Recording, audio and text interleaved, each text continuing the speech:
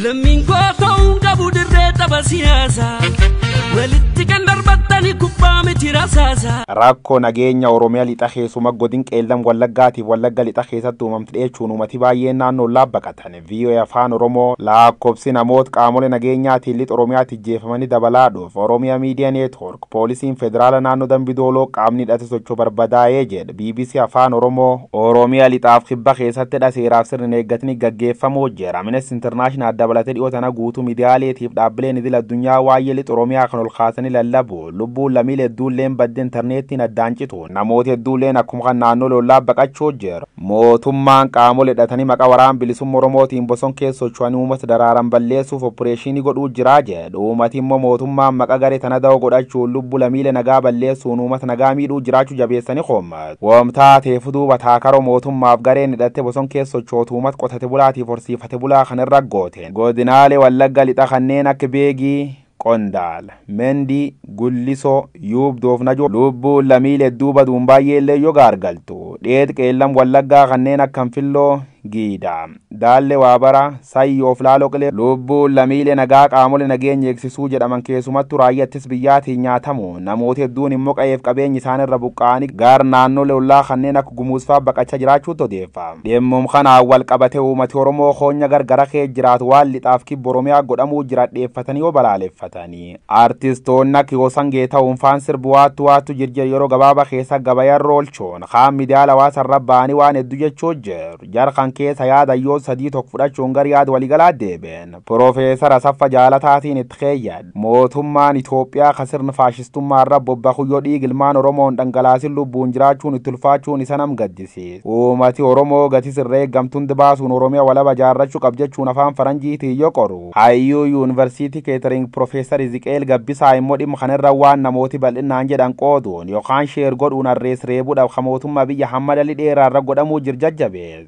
Jaalum qabarra kaasee abiin mastigoo dhaadannoon jet barreeffam isa keessa kan dhabam Dr. Ittaan Haftee immoo waan hedduu lixa Oromiyaa keessa godhamuu jir keessa lakkoofsa namooti 21 karaayyaan ittis biyya gidaamirraachi suura waliiyyoo maxxansu. Rogeeyyiin miidiyaa hawaasa hedduulleen akkuma kan gochu godhamuu jiradheeffatanii balaaleffachuun mootummaa biyya hamma dirree feesbuuk irra yakkama tolchanii hawaasa idil addunyaa bira gati dhowwuu jira. Gar mootummaati immoo yeroo baay'ee yaada mormii yookaan xiinxalmatoo fi qalaalchi mootummaa ilaallatu barreessuun namoota bira gurrachaa kadhufaaf taayee danda'a immoo waa'ee lixa Oromiyaa keessa godhamuu jira kan jechuun barreessa. Olaantummaa seeraatiif abukaattu shiftaatiin mata duree barreeffam isaati dhugaa himuun firoomin kuti jechuun itti keeyyad. Waggaa tokkoliif Wallaggaan nagaan qabdu hojiif jireenyi uummata jeeqame jira. Daldala qonnaaf hojiin biraallee nuguuramte jira. Haadholii yaada dhabanii ergaramu. Geedir qabsaa'oti barbilisummaa xaxanii namooti danuun qa'eerra buqqaa lubbuun nama bilaash baduu jira. Nami jiraatti biddaan gubata gariin foon isarra murame nyaatamuuf dirqame kun dhala nama hundi gaddisiisa. Garuu gaafatamummaan ka'eennuutu dhuga baasuun barbaachisa. Mootummaa qubqabuun hin taatu. Wargaaf wayyaanee rasaas takka garsamiitti hin dhukaasini gaaf Geetaachoo Asaffaa aangoo gallakkisaaree bosona Wallaggaa seen. Maqaa bilisummaa Oromootiin bilisummaa Oromoo danquuf bar bilisummaa shaffatan. Rakkoof gadada Oromoo aduun taane kufaati wayyaanee jaraarse qawwee yaadaaf tarsii mormaatiin ormaaf lol. Abukaatto jaraan montajamne qood keessa qabaatinna walumaan daawwanne. Abtaayyeen itti fufuun akkan jedha. Afaan tokkirra yaadu walfalmaa dhaga'uu jirra. Gam tokkoon daraaram uummata Wallaggaa kaasuun seer kabachiisuu dhabaaf mootummaa guddisanii hoommatu. Gam kaaniin immoo shiftaan odeessa argatak miliquuf cufamu intarneetii balaaleffatu. Sila dubbiin akkana maali seerii kabajamu jechuuf shiftaan miliqu jechuun akkamiin wal fudhata. Olaantummaa seera kabachiisuu waabi diimokiraasiitti namu tumsu qab jechuun yaadisa muummeenfata. Mariyaal yeroo hadhiyootan Oromiyaa Miidiyaa Neetwoork hooggantoota paartilee siyaasaa sadii waliin godha kaafa'u bakbuun namni falmii dhiyaataaf Baqqalee Garbaa immoo fuul feesbuuk isarra maatiin jalajjeefamu dubbata. Waraanni mootummaa Itoophiyaa guyyaa kaleessa Wallagga lixaana Najoo gand buuyya boolii durbiwaanko yookaan ilmaan adaada kooti lamjooti Taaddasaatiif Taamiru Taaddasaa kan jedhaman bakka tokkotti ijjeesse. Ijjeessu qofaa mitakkin awwaalamnellee dhorka lamaanu qonnaan bultoota meeshaa maleeyyii jechuun dubbata. Diqqaa guddaan namaallee duubar dhidab siyaasaa kalixaaf kibba Oromiyaa Wallaggaa Gujiif Boorana godhamuu jir balaaleffachuun Oromiyaa dirree dhiigaan faalamtu fakkaatte yoo mul'attu. Ijjeefamuun maatii Baqqalee Garbaa kun immoo nama hedduu biraan lallabamu naaba Baqqalee fuul feesbuuk irra jajjabeessuu jiru. Fuuli miidiyaalee hawaasaalleen duubar dhoomkan odeessa allee nagan keessa sanii buddoos. Daraar Oromiyaa gam kibbaatiif lixarra godhamuu jirtuun duub dhiigi namoota fuul feesbuukii balleessuun jabdu nam gaddisiifti.